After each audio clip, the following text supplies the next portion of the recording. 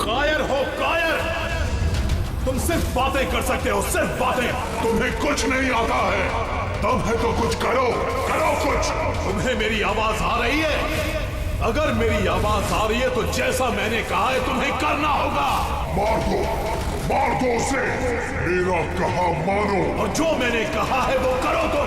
मार दो उसे। योर ऑनर, सारे गवाह और सबूत यही साबित कर रहे हैं कि खून प्रीतिका ने ही किए हैं। नहीं नहीं जज साहब, ये सब झूठ है। झूठ तो आप बोल रही हैं प्रीतिका जी, खून आप ही ने किए हैं। नहीं जज साहब, मैं बेकसूर हूँ जज साहब, निर्दोष हूँ मैं। Your honour, your honour. हाँ मैं सुन रहा हूँ, बोलो क्या कहना है तुम्हें। योर ऑनर, मेरे फाजिल दोस्त नीलेश जी के पास अपने डिफेंस में पेश करने के लिए कुछ है ही नहीं। कोर्ट का कीमती वक्त जाया न किया जाए। योर ऑनर, कोर्ट का वक्त बेशक कीमती है, लेकिन उससे भी कहीं ज्यादा कीमती है एक बेकसूर इंसान की जिंदगी। मैं ये साबित कर दूंगा। मेरा कहा मानो और जो मैंने कहा है वो करो। Order order. फैसला सुनाने से पहले अदालत 2 घंटे के लिए स्थगित की जाती है। That's all.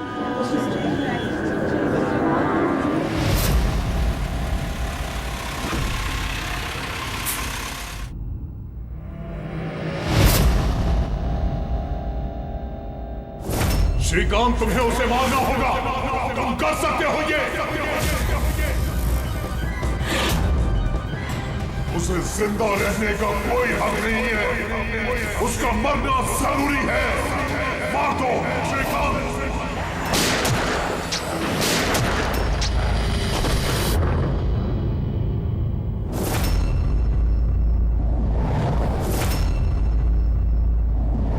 इन लोगों का कहना है कि प्रीतिका यहाँ पर थी जब जज श्रीकांत यहाँ पर आए और उन्होंने उस पर गोली चलाई। उसके बाद वो यहाँ पर आकर खुद को गोली मार दी। उस वक्त मतलब जब ये सब हो रहा था, उस वक्त यहाँ पर जो लोग थे वो कहाँ है? वो लोग कोर्ट रूम में।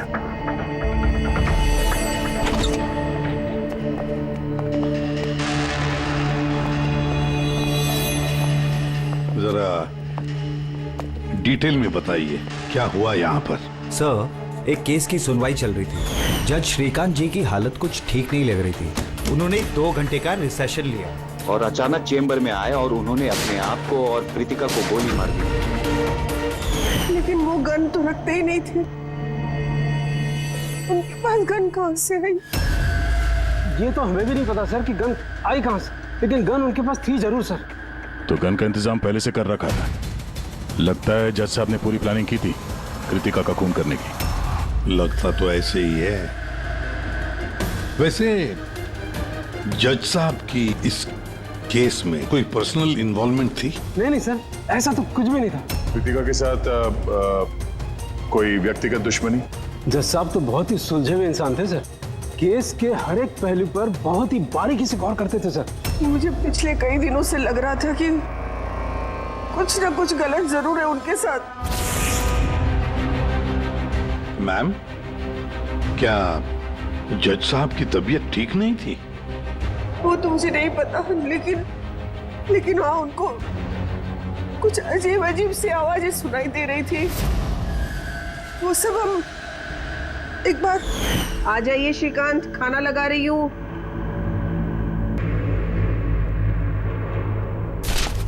इन पड़ोसियों की जुबान पे लगा भी नहीं, जब देखो अनाप शनाप बकते रहते हैं। अरे क्या हुआ श्रीकांत, इतना क्यों चिढ़ रहे हो? पहले जाके इन पड़ोसियों का मुंह बंद करो, नहीं सुननी मुझे उनकी बकवास। कैसी बातें कर रहे हो श्रीकांत? पड़ोसी के बेचारे पिछले 1 महीने से लंदन गए हुए और उनकी आवाज यहाँ तक कैसे आ सकती है? कुछ भी बात कर रहे हो आप श्रीकांत। कौशल, पता नहीं श्रीकांत को क्या हो गया है, कुछ अजीब सा बिहेव कर रहे हैं। और पता है तुम्हें, उसे पड़ोसियों की आवाज सुनाई दे रही है जबकि वो घर बंद है, वहां पे कोई नहीं है। किसे बता रही हो? किसे बता रही हो? और तुम क्या समझती हो? तुमसे झूठ बोल रहा हूं मैं? पूरा बात ऐसे, नाटक बंद करो। बताओ तुम लोगों ने इस घर में क्या छुपा रखा है? बताओ मुझे, बताओ। मैं सब जानता हूं, सब जानता हूं मैं। तुम मुझे पागल बनाने की कोशिश कर रही हो ना? हैं? श्रीकांत, ये तुम्हें क्या हो गया है?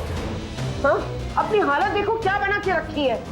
और यहाँ पे कोई नहीं है, किसकी आवाज सुनाई दे रही है तुम्हें? सुनाई दे रही है मुझे, उनकी आवाजें सुनाई दे रही। यही है, लेकिन मैं किसी की नहीं सुनूंगा, किसी की नहीं सुनूंगा। कहीं उन्हें कोई दिमागी बीमारी तो नहीं थी? नहीं सर, 15 अप्रैल तक तो ठीक थे, लेकिन हम रेड कैंडी हॉस्पिटल गए थे ना, उसके बाद ये सब कुछ होने लगा था उनके साथ। Red Candy hospital? जी सर, इस हॉस्पिटल में चल के पता करते हैं कैसा क्या हुआ था वहां पे कि ये जज साहब अचानक ऐसा बर्ताव करने लगे। सर, इस केस में आखिर बचा ही क्या है? जिस आदमी ने खून किया उसी ने अपने आप को मार लिया। वही तो पता लगाना है ना फ्रेडी, वही तो पता लगाना है कि एक जज ने अपने सामने वाले आरोपी को गोली क्यों मार दी, खून क्यों किया, और तो और उसके बाद में अपने आप पर भी गोली चलाई। क्यों?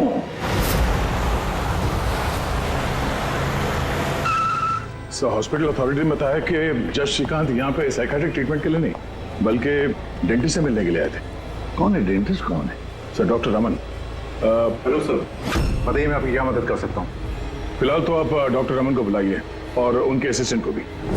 डॉक्टर रमन, 15 अप्रैल को जज श्रीकांत आपसे मिलने आए थे ना यहाँ?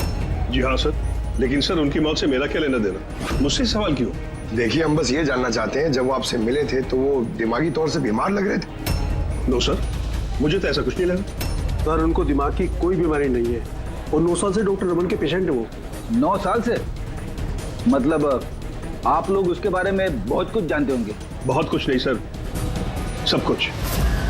कुछ और क्या जानते हैं, जरा बता सकते हैं? सर, अभी बताने के लिए तो सिर्फ इतना ही है कि वो बहुत शॉर्ट टेम्पर्ड थे, बहुत जल्दी उन्हें गुस्सा आ जाता था, but he was not delusional. अगर उन्हें कोई दिमागी बीमारी नहीं थी तो फिर उन्हें वो आवाजें क्यों सुनाई दे रही थी? क्या हुआ क्या था उन्हें? पर सर, आप इसमें मेडिकल एक्सप्लेनेशन क्यों ढूंढ रहे हैं?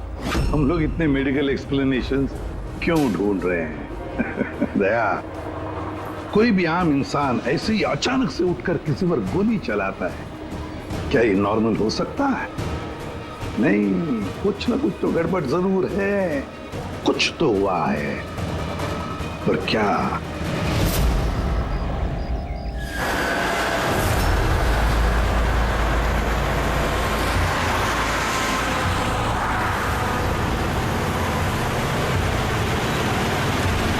वीरेन, तुम बेकार की चिंता करते हो। धनंजय की सिक्योरिटी टीम हमारे साथ है, हम सुरक्षित पहुंच जाएंगे।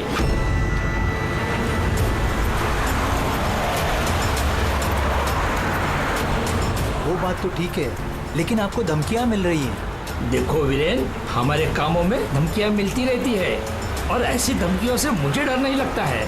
देखो, डर तो मुझे भी नहीं लग रहा, क्योंकि मुझे धनंजय और उसकी टीम पे पूरा भरोसा है।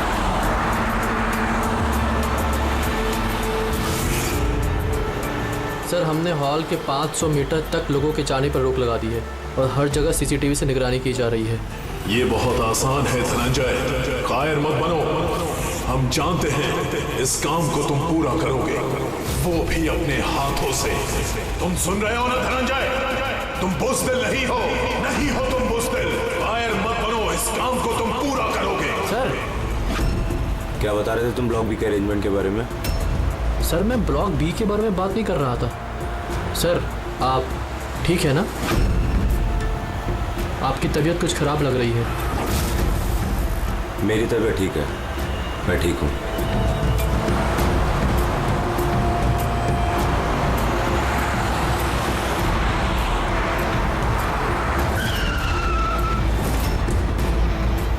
धनंजय, तुम्हें उसे मारना होगा। खत्म कर दो उसे। मार दो धनंजय, मार दो। गाड़ी रोको।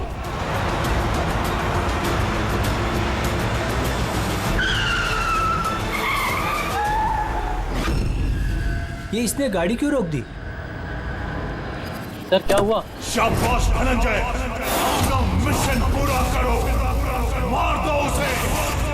याद रहे धनंजय, तुम कायर नहीं हो, तुम ये कर सकते हो। धनंजय यहाँ क्यों आ रहा है? उसे गोली मार दो, सोचो मत। मैं देखता हूँ। ओके। क्या बात है धनंजय, गाड़ी क्यों रुकवा दी?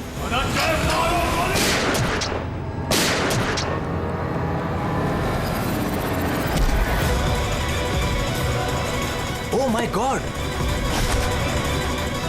संजय जी, आपको क्या हो गया?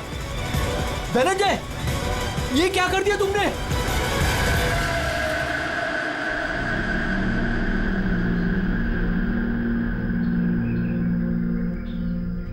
नेताजी के सिक्योरिटी का इंचार्ज वही था? जी सर, धनंजय जी वही इंचार्ज थे। कमाल है सर, जिसे बॉडीगार्ड रखा है उसी ने मार दिया। नेताजी को मारने की कोई खास वजह? सर ये तो धनंजय जी ही बता पाएंगे। ऐसे ही बात बताओ, गोली अंदर मारी या बाहर से? सर बाहर से मारी, कार के। धनंजय, धनंजय, सदमे में लगता है सर। तुम लोग जा कहाँ रहे थे? सर नेताजी की चिल्ड्रन फाउंडेशन की मीटिंग थी, वहाँ जा रहे थे।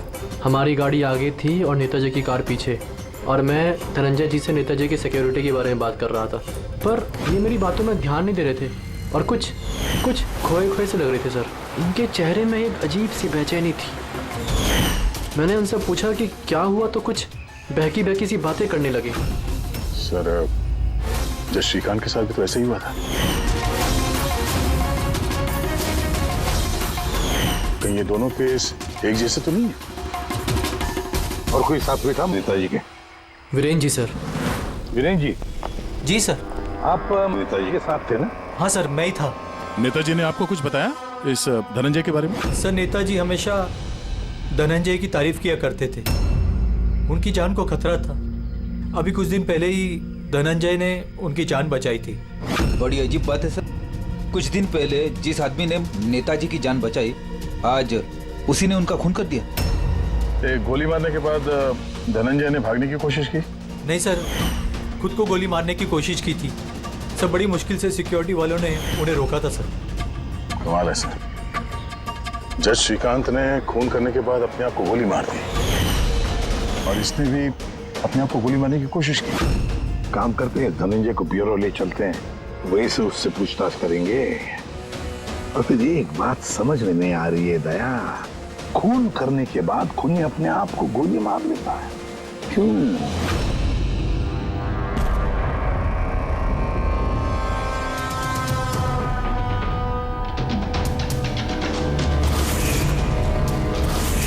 बस डॉक्टर बीना ये क्रिमिनल साइकोलॉजी में रिसर्च कर रही है। हाँ, इन्हीं दोनों केस के बारे में बता दिया? Yes boss.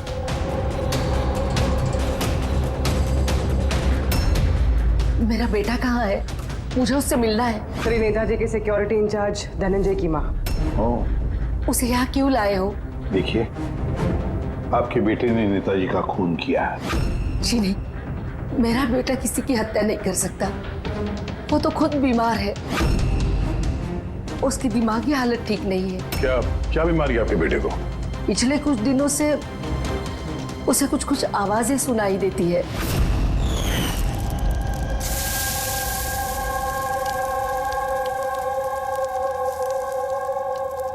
धनंजय, क्या बात है बेटा, बड़े परेशान लग रहे हो। ऑफिस में कोई प्रॉब्लम है क्या? कोई टेंशन? 2 दिनों से तुम मेरे साथ भी ठीक से बात नहीं कर रहे हो। कोई तो है यहाँ। सुनो ना, मैं तुम्हारी फेवरेट सब्जी बना रही हूँ, पालक की। इस घर में कोई तो है जो मुझसे बात कर रहा है। अरे मैं ही तो बड़बड़ा रही हूँ, दूसरा कौन बात करेगा घर में? कोई तो है हमारे अलावा इस घर में जो मुझसे बात कर रहा है। माँ, कोई तो है इस घर में हमारे अलावा। माँ, मुझे अजीब सी आवाजें सुनाई दे रही हैं। कोई मुझसे बात कर रहा है। हम दोनों के सिवा कोई नहीं है बेटा घर में। कोई है जो मुझसे बातें कर। बंद हो गई आवाज, फिर से आ रही है। कोई तो है माँ। कोई नहीं है, कोई नहीं है। अरे कोई तो है माँ यहाँ पर। कोई नहीं है बेटा, तुम यहाँ आ जाओ। लगता है तुम्हारी तबीयत ठीक नहीं है, हमें डॉक्टर के पास जाना चाहिए। लेकिन ऐसा तो स्किज़ोफ्रेनिया में होता है। स्किज़ोफ्रेनिया? हाँ, जैसे कि आप सभी लोग जानते हैं कि स्किज़ोफ्रेनिया एक मानसिक बीमारी होती है। ऐसे में पेशेंट को बहुत सारी आवाजें सुनाई देती हैं, लोग ना होने के बावजूद भी दिखाई देते हैं और पेशेंट अपने आप को मारने की कोशिश भी करता है। क्या आप मुझे बताएंगे कि इन दोनों पेशेंट की उम्र क्या थी? श्रीकांत जी की उम्र 50 साल और धनंजय 42 साल का। लेकिन इस उम्र में स्किज़ोफ्रेनिया नहीं होता। क्या मैं उनसे मिल सकती हूँ? मुझे पेशेंट से बात करनी है। हाँ बिल्कुल, पूर्वी।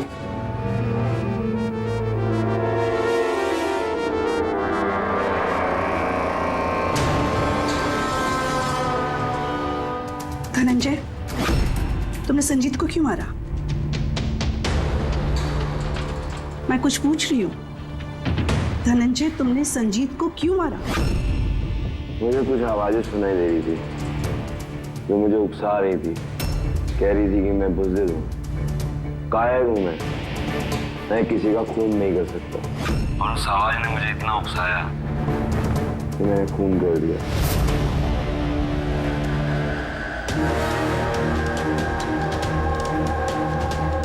और ये तुम्हारा गाल? ये गाल क्यों सूजा हुआ है? मेरे दांत में इन्फेक्शन है। जज श्रीकांत, उनके दांत में भी इन्फेक्शन था सर? मेरे बेटे के भी दांत के इलाज के बाद ही उसकी तबीयत खराब रहने लगी। क्या? दांतों का इलाज करवाया, उसके बाद में तबीयत खराब हो गई? किस डेंटिस्ट के पास इलाज करवा रहा था वो? Doctor Raman, red Candy hospital.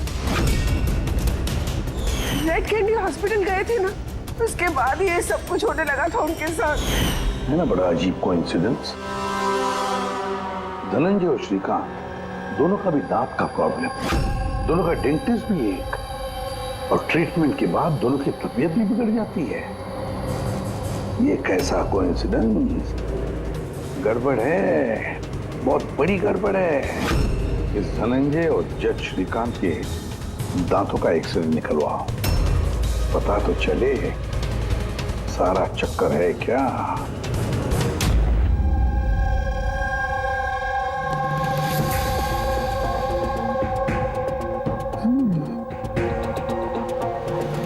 ये क्या हो सकता है? सर, ये देखिए। क्या? ये मार्क्स। हाँ यार, दांतों में ये क्या है? फॉरेन ऑब्जेक्ट जैसा। एग्जैक्टली, ऊपर से दोनों आदमियों के दांतों में है। दोनों आदमियों के दांतों में कुछ फॉरेन बॉडी जैसा कुछ। क्या हो सकता? तारिका, एक काम करो, एसीपी साहब को फोन कर दो, उन्हें बोल दो कि केस की जड़ मिल गई है।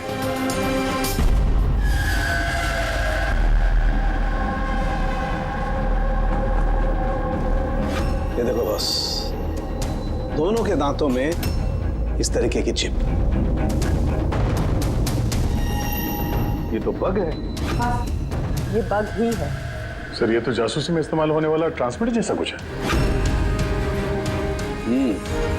बॉस, इसके जरिए ही श्रीकांत और धनंजय को वो आवाजें सुनाई देती थी। तो ये चिप ट्रिगर का काम कर रही थी। इसी के जरिए वो उकसाने वाली आवाजें उनके कानों तक पहुंच रही थी और वो लोग किसी की जान तक लेने को मजबूर हो गए। मुझे तो लगता है ये काम डॉक्टर रमन का ही है। उन्होंने ही दांतों की ट्रीटमेंट की थी। पूछताछ करनी पड़ेगी डॉक्टर रमन से, और एक एक्सपर्ट को भी बुलाओ। ट्रांसमीटर के बारे में पूरी जानकारी लेते हैं उससे। डॉक्टर रमन, दांत में ट्रांसमीटर लगाने का काम कब से शुरू कर दिया आपने? ट्रांसमीटर? हाँ। किस ट्रांसमीटर की बात कर रहे हैं आप सर? उसी ट्रांसमीटर की बात कर रहे हैं जो जज श्रीकांत और सिक्योरिटी ऑफिसर धनंजय के दांत में फिट किया गया था। देखिए, मेरा यकीन कीजिए, मैंने कोई ट्रांसमीटर नहीं लगाया है। ये क्या बकवास कर रहे हैं आप? डॉक्टर साहब, दांतों में ट्रांसमीटर क्यों लगवाएंगे? सर, आप हमारे हॉस्पिटल को बर्बाद करने पे तुले हैं। डॉक्टर रमन हमारे हॉस्पिटल के जिम्मेदार डॉक्टर हैं सर। ये इस तरह का काम हरगिज नहीं कर सकते। और इस तरह का काम यहाँ पे हुआ तो है। हमें श्रीकांत और धनंजय के दांत से ये ट्रांसमीटर मिला है और इन्हीं ट्रांसमीटर्स की वजह से वो दोनों भी स्किज़ोफ्रेनिक बन गए। सर वो दोनों मेरे बहुत पुराने पेशेंट हैं। श्रीकांत 9 साल और धनंजय 2 साल। सर भला मैं अपने पेशेंट के साथ ऐसा क्यों करूं? ये तो आप बताइए ना, क्यों लगाया ट्रांसमीटर? मेरा यकीन कीजिए, मैंने कोई ट्रांसमीटर नहीं लगाया। क्योंकि डॉक्टर रमन के पास ट्रांसमीटर बनाने और उससे मोलार इम्प्लांट्स की ट्रेनिंग ही नहीं है। ये सिर्फ डॉक्टर हैं, दांतों के अच्छे डॉक्टर। और सर हम यहाँ पे दांत लगाते हैं, बनाते नहीं। दांत तो बाहर से ऑर्डर देने पे आता है। कहाँ से ऑर्डर करते हैं आप ये दांत? डेंजा बायोकेयर। डेंजा बायोकेयर। रेडी पंकज, डॉक्टर रमन की चेम्बर्स अच्छी तरह से चेक करो, एक एक कोना छान मारो। और कितने लोगों के दांत इम्प्लांट किए हैं? जी लगभग 20 लोगों का। अच्छा, तुम सभी लोगों के नाम और पता चाहिए हमें। दया, हो सकता है इन 20 लोगों की जान को खतरा हो।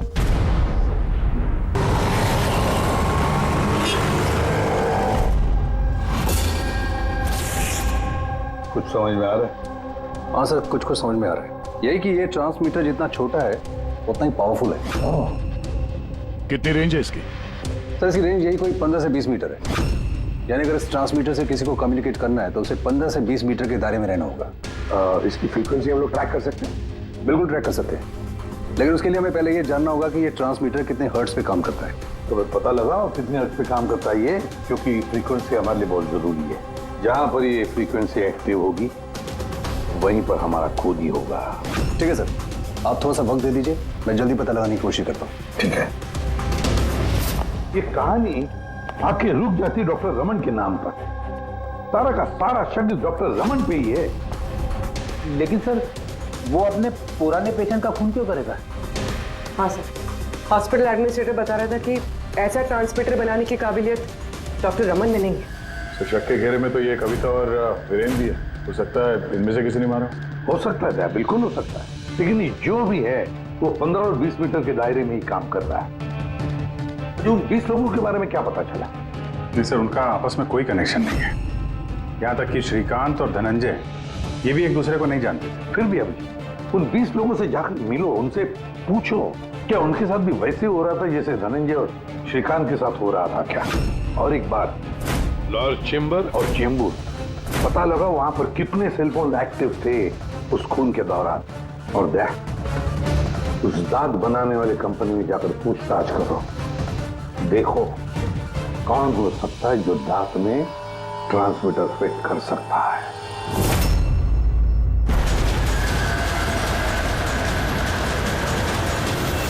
विनय आपका ही नाम है? जी हाँ, मेरा ही नाम है। सॉरी मैंने आपको पहचाना नहीं।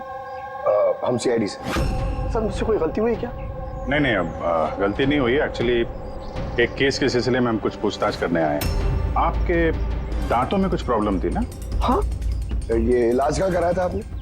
रेड किडी हॉस्पिटल। इलाज के बाद से कोई कुछ तकलीफ हुई है? I mean, कुछ अजीब अजीब आवाजें सुनाई देती हों, या जैसे कोई ऑर्डर दे रहा है कुछ करने के लिए? नहीं ऐसा तो कुछ नहीं हुआ, लेकिन 1-2 बार दर्द हुआ था। वो तो नॉर्मल है, दांत लगवाएंगे तो थोड़ा बहुत दर्द तो होगा ही।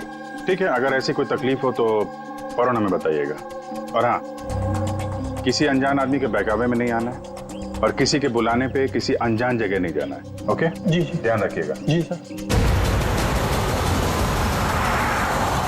डॉक्टर रमन बहुत अच्छे हैं। दांत लगाने के बाद से मुझे जरा सी भी तकलीफ नहीं है। आपको कोई आवाजें सुनाई दे रही? क्या मतलब है इसका? नहीं, जिन जिन लोगों को भी डॉक्टर रमन ने दांत लगाए हैं उनमें से कुछ लोगों को अजीब सी आवाजें सुनाई दे रही हैं। नहीं, मेरे साथ तो ऐसा कुछ भी नहीं हुआ है। अच्छा, अगर ऐसा कुछ भी हो आपके साथ तो आप हमें प्लीज इन्फॉर्म करिएगा। या श्योर। आप लोग यहाँ पे दांत बनाते हो या मिनिएचर ट्रांसमीटर? क्या मतलब सर? मतलब ये कि यहाँ पे दांतों में ट्रांसमीटर फिट किए जाते हैं, खून करने की साजिश रची जाती है यहाँ पे। हा? नहीं सर, आप लोगों को गलतफहमी हो गई है।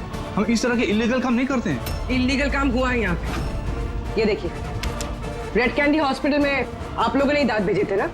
जी हाँ मैडम। उसके अंदर ट्रांसमीटर फिट किए गए थे। जज श्रीकांत और सिक्योरिटी ऑफिसर धनंजय, उनके दांत यहीं पे बने थे ना? एक मिनट सर, मैं चेक करता हूँ।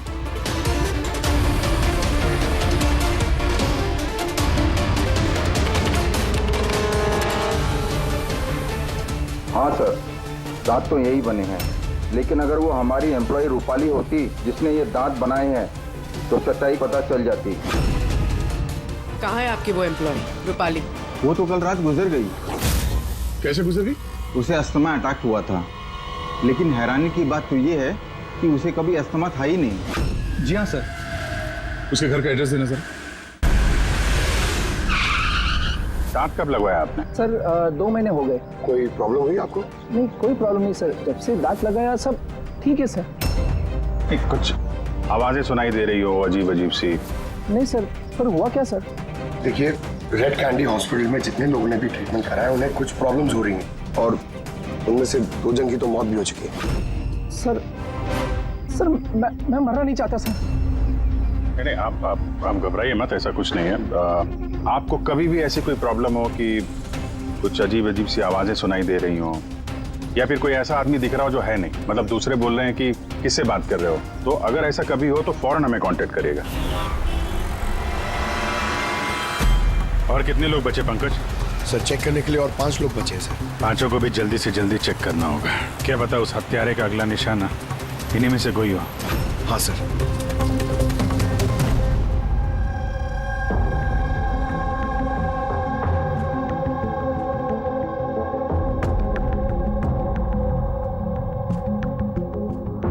हाँ भाई, पता चला कि नहीं कुछ?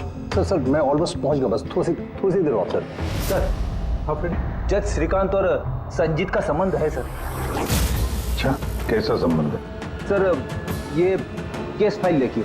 2009 में एक डॉक्टर रिसर्च कर रहे थे, लेकिन उसकी ग्रांट नेताजी संजीत ने कैंसिल कर दी। और इस डॉक्टर का प्रैक्टिस करने का लाइसेंस कैंसिल किया नेताजी संजीत ने, और उसे सजा सुनवाई जज श्रीकांत।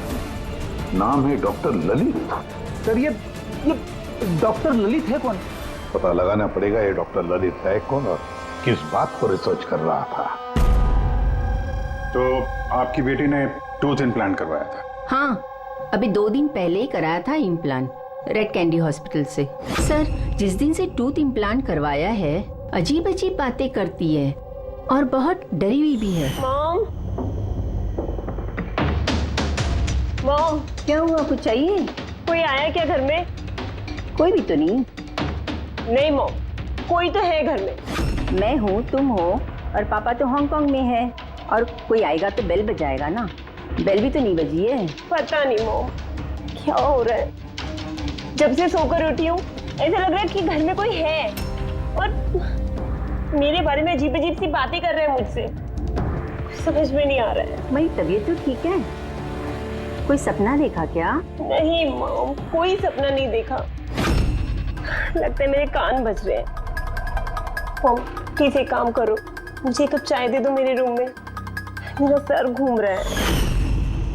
तो अभी जिया कहाँ है? उसे मैंने साइकियाट्रिस्ट के पास भेजा है, बैंड्रा।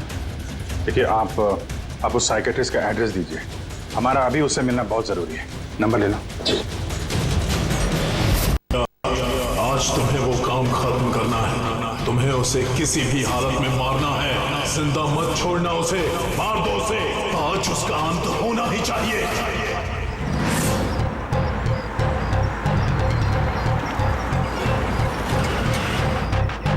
कहाँ जाएंगे मैडम? जेके मार्केट। उसे कहो तुम्हें जेके मार्केट जाना है। मैंने कहा मैडम कहाँ जाएंगे? जेके मार्केट। जी बैठिए।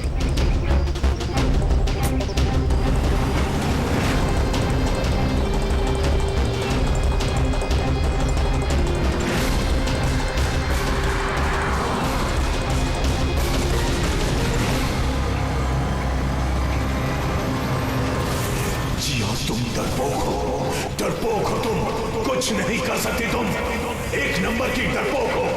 चुप, मैं डरपोक नहीं हूँ और मैं किसी को नहीं मार सकती। मैडम आपने मुझसे कुछ कहा? हाँ, अब नहीं, मैंने कुछ नहीं कहा। नहीं, कुछ नहीं कहा मैंने। मैं कहाँ बात कर रही हूँ?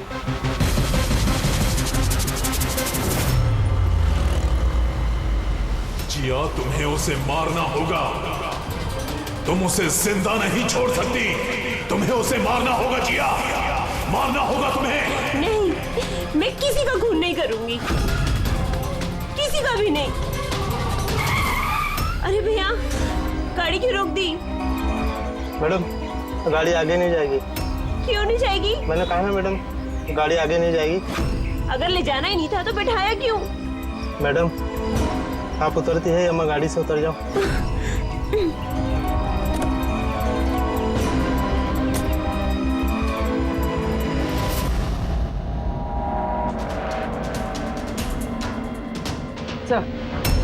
सर, वॉचमैन और पड़ोसी बता रहे थे कि रूपाली यहाँ 3 महीने पहले ही शिफ्ट हुई थी और अकेली रहती। फिर चेक करते हैं अच्छी तरह से।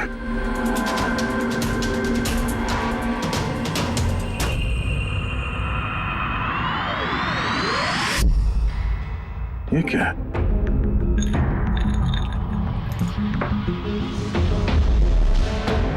इतने सारे एयर ट्रांसमिटर्स।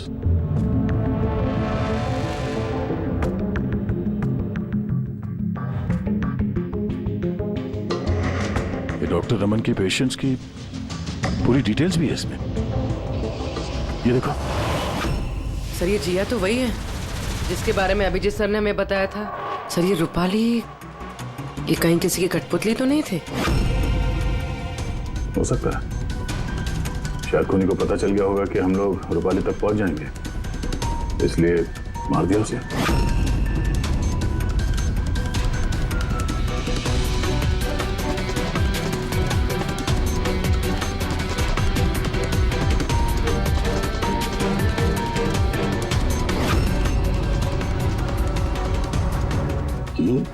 ये नेताजी, संजीत, वीरेन और जिया, इन तीनों के चेहरे पे रेड सर्कल। नेताजी के चेहरे पे क्रॉस मारा हुआ। नेताजी तो मारे गए, अब बचे ये वीरेन और ये जिया। मतलब अगला नंबर इनका है।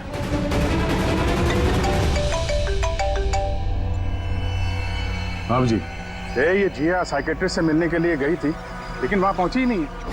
अच्छा, हमें यहाँ रूपाली के घर में एक तस्वीर मिली है जिसमें नेताजी, संजीत, वीरेन और जिया है।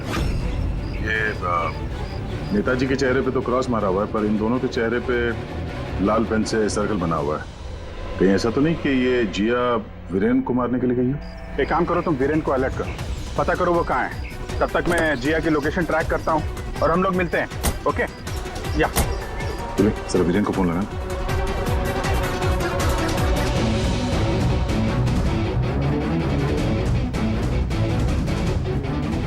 सर, वीरेन का फोन तो बंद है। सर, मिल गया। हाँ सर, ये ट्रांसमीटर 1.8 मेगाहर्ट्ज से 2 मेगाहर्ट्ज के बीच में काम करता है। ग्रेट, 1.8 मेगाहर्ट्ज से 2 मेगाहर्ट्ज पर। हाँ सर। दया, मेरी बात ध्यान से सुन लो। हाँ, पहले तो फ्रेडी ने कमाल कर दिया है। हाँ, रिसर्च करके ऐसा नाम निकाला है जिसका कनेक्शन इस नेताजी संजीत और जज श्रीकांत के साथ है। उस आदमी का नाम है डॉक्टर ललित। हाँ, डॉक्टर ललित। यस, मुझे तो ये डॉक्टर ललित ही बहुत गड़बड़ लग रहा है दया। मुझे तो उसी पे शक होने लगा है, क्योंकि इस डॉक्टर ललित का कुछ साल पहले इस नेताजी संजीत ने प्रैक्टिस करने का लाइसेंस कैंसिल कर दिया था, और फिर इस डॉक्टर ललित को जज श्रीकांत ने सजा सुनवाई। और हुआ क्या? पहले खून हुआ जज श्रीकांत का, और फिर उसके बाद में नेताजी संजीत मारा गया। ये खून कौन कर सकता है? ये डॉक्टर ललित ही कर सकता है। उसी का कनेक्शन है इन दोनों के साथ। बस अब डॉक्टर ललित जिस फ्रीक्वेंसी पर ऑपरेट करता है वो फ्रीक्वेंसी भी पता चल गई।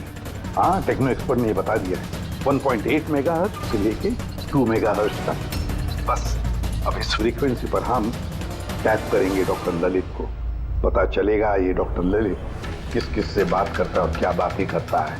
और दया, ये रेडियो फ्रीक्वेंसी 1.8 मेगाहर्ट्ज से 2 मेगाहर्ट्ज हमारे सारे पुलिस स्टेशन और रेडियो वैन्स को बता दो। अब देखते हैं कब तक भागता है ये डॉक्टर ललित।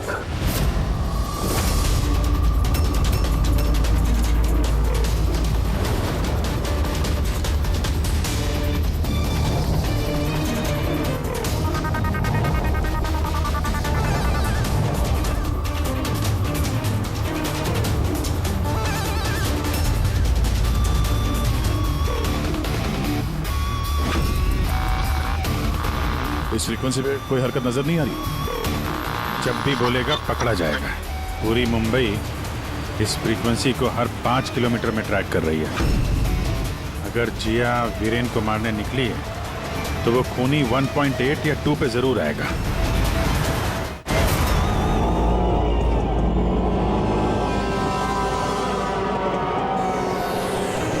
जाओ जिया, अपने काम को अंजाम दो। ये कौन हो सकता है जो संजीत के खूनी के बारे में मुझे बताने के लिए यहाँ बुलाया है? जिया, उसे मारना होगा तुम्हें। उसे जिंदा रहने का कोई हक नहीं है।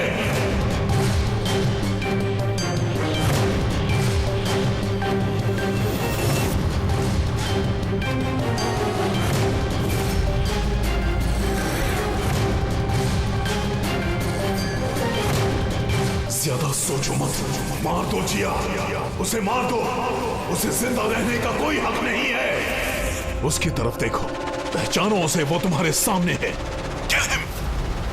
उसे जिंदा रहने का कोई हक नहीं। उसी की आवाज है। फ्रीक्वेंसी लोकेट करो। देखो, अपनी बैग से गन निकालो।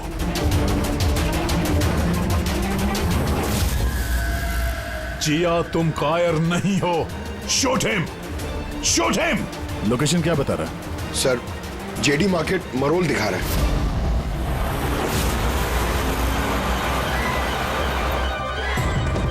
कम ऑन जिया, मारो, मारो उसे। सर, ये क्या हो रहा है? ये मुझे क्यों मारना चाहती थी? किसी ने मुझे फोन करके बुलाया कि संजीत की खूनी के बारे में बताने वाली थी। घबराइए नहीं, ये सब एक प्लान था। आप अभी सेफ है, आप जा सकते हैं। Okay sir, thank you. तो खूनी यहीं कहीं होगा। भीड़ में मिक्सअप हो गया है। सिग्नल यहीं है, देखते हैं।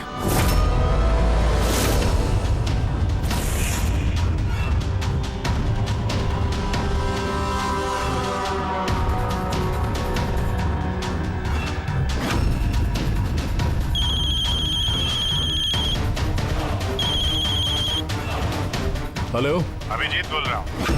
कभी हमसे भी मिल लिया करो। अरे इधर उधर क्या देख रहा है? तेरे पीछे हो। डॉक्टर ललित।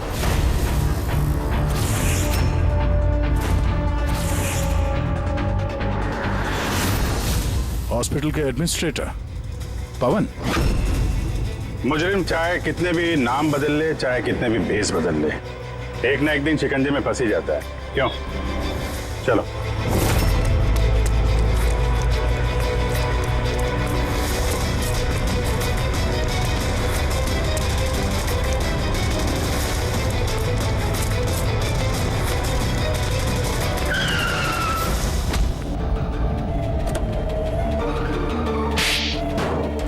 जज श्रीकांत और नेताजी संजीत, इन लोगों का खून क्यों करवाया तुमने? से बदला लेना चाहता था। बदला? लोगों ने मेरी जिंदगी बर्बाद कर दी थी। कैसा बदला? मैं एक होनहार डॉक्टर हूं। मैं स्किज़ोफ्रेनिया नाम की बीमारी पर उसके ट्रीटमेंट के लिए एक्सपेरिमेंट कर रहा था, वो भी वर्थलेस लोगों पर। मेरी असिस्टेंट जिया ने एचओडी वीरेन को कंप्लेन कर दी और एचओडी वीरेन ने नेताजी संजीत से मेरी ऑफिशियल कंप्लेंट कर दी। और नेताजी संजीत ने तुम्हारा ये एक्सपेरिमेंट रुकवा दिया? हाँ, मेरा प्रोजेक्ट बीच में ही रुक गया। तो फिर जेल किस लिए गए थे तुम? मेरी लापरवाही की वजह से एक आदमी की मौत हो गई थी। जज श्रीकांत ने मुझे बिना कुछ सोचे समझे 10 साल की सजा दे दी। मेरा डॉक्टर होने का रुतबा छीन गया मुझसे। तो इन लोगों को मार के अपना खोया हुआ रुतबा हासिल कर रहे थे तुम। रमन और रूपाली, इन दोनों का क्या इन्वॉल्वमेंट था? जेल से बाहर आने के बाद मैंने अपने दुश्मनों को ट्रैक करना शुरू कर दिया। मैं उनके अंदर एक डिवाइस फिट करना चाहता था जिससे उनको कुछ पता ना लगे। डॉक्टर रमन और रूपाली मेरी इसमें मदद कर रहे थे। उन लोगों ने कैसी मदद की? जज श्रीकांत और जिया को दांतों में प्रॉब्लम थी। वो अपने चेकअप के लिए डॉक्टर रमन के क्लिनिक पे जाते थे। नेताजी संजीत के दांतों में कोई प्रॉब्लम नहीं थी, बल्कि उनके बॉडीगार्ड धनंजय को दांतों में प्रॉब्लम थी। मैंने उसे फ्री डेंटल चेकअप का लालच दिया और डॉक्टर रमन के क्लिनिक पे भेज दिया। डॉक्टर रमन ने उन्हें नया दांत लगाने की सलाह दी और मेरे कहने पे रूपाली ने उनके दांतों में डिवाइस फिट कर दिया। और रूपाली सब करने के लिए मान गई? हाँ। क्योंकि मैं रूपाली से प्यार करता था। हम दोनों ने मिलकर एक डेंटल क्लिनिक खोला था। रूपाली इस काम में मेरी मदद कर रही थी। तो फिर उसका खून क्यों किया तुमने? क्योंकि जब श्रीकांत और नेताजी के मरने से आप उस तक पहुंच जाते और वो मेरा नाम ले देती, इसलिए मैंने उसे हमेशा हमेशा के लिए चुप करा दिया। फिर बदला लेने के लिए क्या कुछ नहीं किया तुमने? इतनी सफाई से खून किए, पर फायदा क्या हुआ? आखिर में पकड़े गए ना? मेरा मिशन किसी को मारना नहीं था सर, मैं बस अपने आप को जीनियस साबित करना चाहता था। मैं चलते फिरते इंसानों को हथियार बना सकता था। अगर यही दिमाग किसी अच्छे काम में लगाते तो आज मुजरिम नहीं बनते और जिंदगी भर जेल की सलाखों के पीछे सड़ते नहीं। For more updates, subscribe to our channel, click the show links and enjoy watching the videos.